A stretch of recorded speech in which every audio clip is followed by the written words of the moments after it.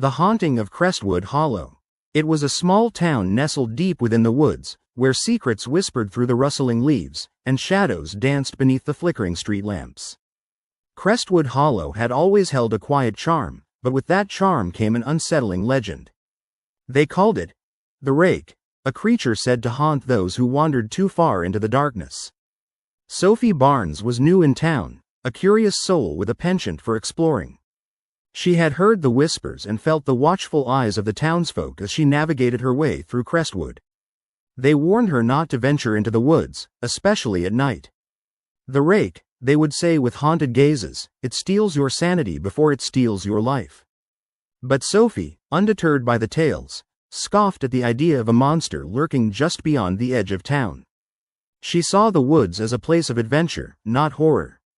One balmy evening, her friends dared her to venture into the darkness and prove the legend wrong. With a mix of courage and bravado, Sophie accepted. The moon hung low in the sky as she made her way toward the edge of the forest, her heartbeat echoing in her ears. As she crossed the threshold of the trees, the atmosphere shifted. The air grew thick with an otherworldly silence, the kind that wraps around you like a damp blanket. Shadows flitted just beyond her vision, and the chill of impending dread slithered down her spine. "It's just the wind," she whispered to herself, furiously shaking off the unease. After all, she had her cell phone, and the flashlight beam was reassuring in the looming darkness. Sophie pressed deeper into the woods, the beams cutting through the fog that clung to the underbrush. After what felt like an eternity, she stumbled upon a small clearing surrounded by gnarled trees, their twisted branches reaching out like skeletal hands. A strange feeling washed over her, a mix of tranquility and foreboding. She took a step forward, inhaling the earthy scent of moss and decay.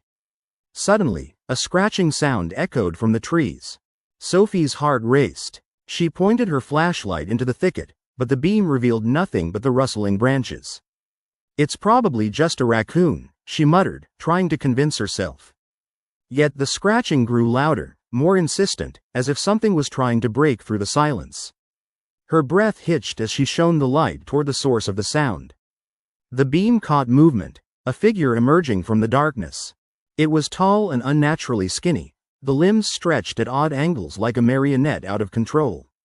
Its skin was a pale, sickly white, and its face seemed more of a grotesque mask than a human feature. Hollow eyes locked onto hers, devoid of any warmth or sanity. Sophie stumbled backward, the beam of light shaking as terror gripped her. This couldn't be real, it was just a trick of the light. But the creature moved closer, a sinister grin stretching across its mouth, revealing rows of razor-sharp teeth. The scratching grew maddening, echoing through her mind like a shattering glass. In a frenzy, Sophie turned to run, the flashlight beam bouncing through the trees, illuminating fleeting glimpses of the creature behind her. It kept pace effortlessly, its elongated limbs pushing through the underbrush without a sound. She felt its presence looming behind her, clawing at her sanity. Thoughts of escape filled her head, but dread twisted in her gut as every path seemed to lead her deeper into the woods. Sophie burst through the dense thicket into another clearing, and her heart sank. All around her, the landscape appeared familiar, yet distorted in the moonlight, as if reality itself had warped. Panic clawed at her throat.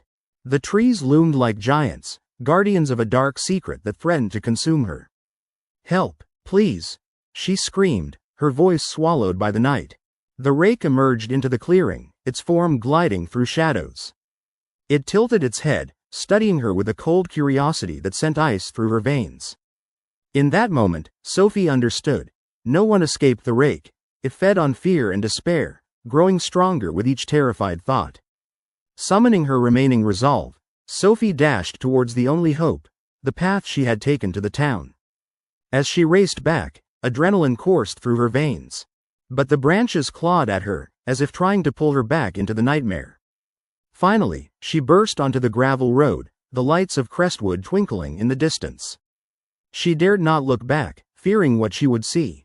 With every ounce of energy, she sprinted toward safety, the sounds of the night sharpening with her frantic heartbeat. As she crossed the threshold of the town, she collapsed, gasping for breath. Around her, the concerned faces of her friends faded into view. "What happened?" They asked, but she could only shake her head, unable to put into words the terror she had witnessed. The rake had been real, and it had tasted her fear. And as Sophie looked back toward the woods, a shiver ran through her. She could sense it lurking just beyond the trees, waiting for the next curious soul to wander too far into the dark, where the shadows breathe and nightmares come alive. The legend was alive, and it craved more.